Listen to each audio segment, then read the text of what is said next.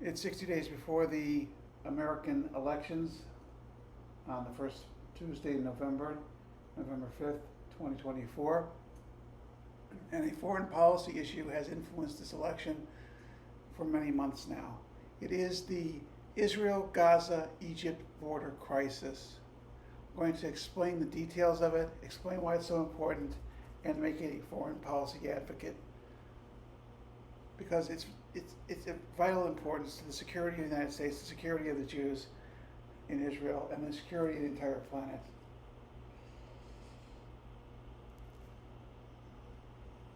The route that is called the Philadelphia Corridor is a 1 kilometer wide border region between Egypt and Gaza.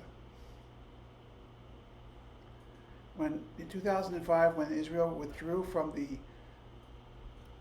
Gaza and took all their settlers out and made it Jew-free, the international border was set up between Gaza and Egypt. And the beginning of the Gaza Metro, as it's called now, was built.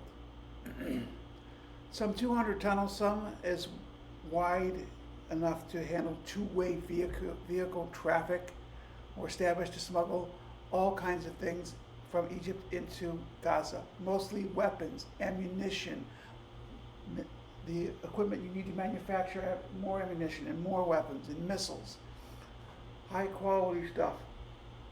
For 19 years, this border has been supposedly protected by Egypt, and in actuality just a complete wide open underground railroad to bring weapons into Israel. There have been 4 or 5 wars, confrontations, short battles over this issue, and it all built up. Over the course of from 2005 to 2023, $1 billion a year of aid came into the country in the form of cement, concrete, and rebar.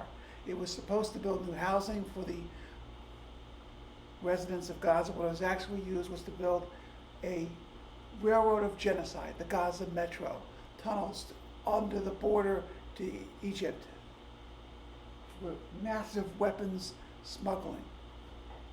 It is, as Prime Minister Benjamin Netanyahu said, the oxygen that Hamas breathes on. Hamas would not survive as a government entity without this. Weapons are not coming into the sea. They're not being airdropped. They're coming through tunnels, through Rafah. After the Biden administration interfered in the war and tried to prevent Israel from attacking Rafah, 6 hostages, at least, were being held there. Hirsch Goldberg Poland, Eden Yerushalmi, Ori Danino, Alex Labanov, Carmel Gat, and Almog Sarusi. These 6 people were murdered execution style, short range shots to their heads. Days before, possibly hours or minutes before, the Israeli army had located them and was planning a rescue. There were persistent rumors out of Israel that the Israeli army knew where these hostages were and were setting up a raid to free them when they were murdered and executed. Now, we shouldn't be surprised after 1,200 people massacred and 250 people being taken hostage and thousands of rapes and other crimes against Israelis on the Israel side of the international border, an international border that has been in place and not changed since 1948. We should not be surprised by the savagery of Hamas. But the argument today in Israel has been fostered by the Hamas strategy. They murdered the hostages to try and create discord, disunity in Israel. Israelis were furious because they feel that Benjamin Netanyahu advocated for an issue that wasn't necessary. The Prime Minister of Israel wants the Israeli forces to remain on the border between Gaza and Egypt until and unless a peaceful government is established that is free of Hamas. They want to stop the oxygen, stop the weapons flow from outside of Israel through Egypt into Gaza. Many left-wing people in Israel are saying we can leave the Philadelphia corridor, we can come back. We're there now. And the arms supply for Hamas has been completely cut off. They can barely launch any missiles. They can not launch organized military attacks. They can't invade Israel. They can do guerrilla attacks and cause minor casualties as Israeli operations go on.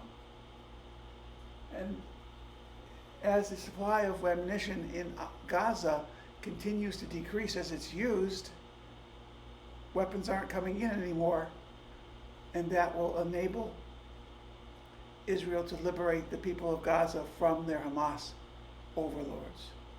That should be the strategy of Israel. Now, can we withdraw and go back? Yes, we can. But we have invested hundreds of lives of Israeli soldiers into taking this border area, and it almost seems to be a criminal act to turn around and just leave. Jewish law is clear. Hostages must be redeemed. You do not have to commit national suicide in order to redeem hostages. This unity has been created. Israel has massive demonstrations. A strike was declared on Monday by Histadrut. The courts declared it illegal. The country was shut down. I kind of wonder why a strike to further harm the economy of Israel is the right thing to do. But the Biden administration has been leaning on Israel to take a deal that they're offering, which is to leave the border region, not replace the Israeli troops, to basically open up the floodgates and allow weapons to continue flowing in for the next war against Israel. That is the responsibility of the Biden administration. I call upon Biden to admit the failure of his policy, to admit that giving Iranian money back to the Iranians was a bad idea and should not be continued, and make it very clear.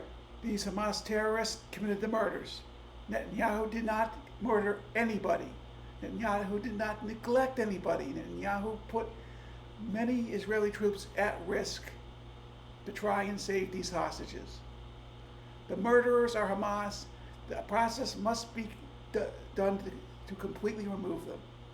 Now, this foolishness that I heard from Trump today, which is Israel will cease to exist if Harris is elected, is complete horse hockey, crap, garbage. We'll deal with the tenor of the campaign in another video. Absolutely, positively, totally unacceptable, complete foolishness. Let's identify quite clearly who the murderers are. The murderers are Hamas terrorists. They executed 6 people in cold blood. My daughter's friend Hirsch Goldberg Poland, Eden Yerushalmi, a young lady who had an incredible future ahead of her, Ori Danino, Alex Lavanov, Carmel Gott, Almog Sarusi. Killed days, perhaps only hours or minutes before Israeli troops were about to rescue them. Murdered in cold blood.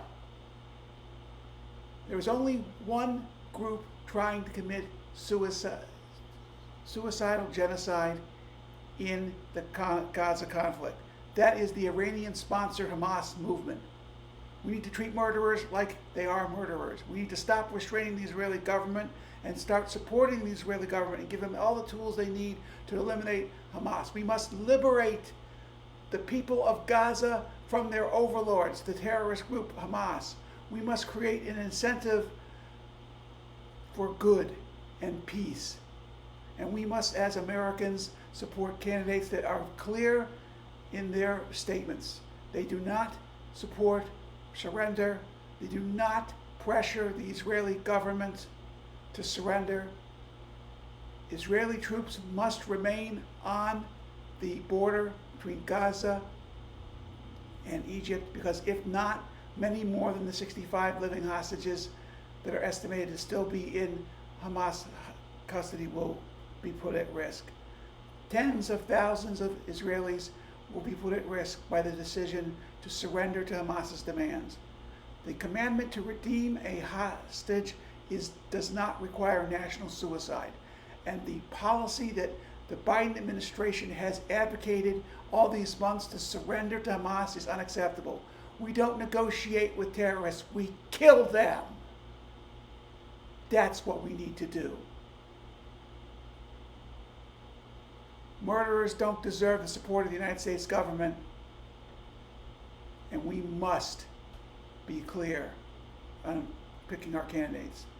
Vice President Harris must make very clear that she does not support moving Israeli troops off the border with Gaza until they can be replaced by international force that can be trusted to keep the weapons flow and the oxygen for Hamas's movement and war at zero. No guns, ammunition, or weapons allowed into Gaza. Every bag of concrete is escorted until it's put into a building structure.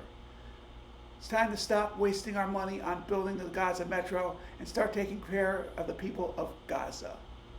If you like this content, please subscribe, share it with your friends.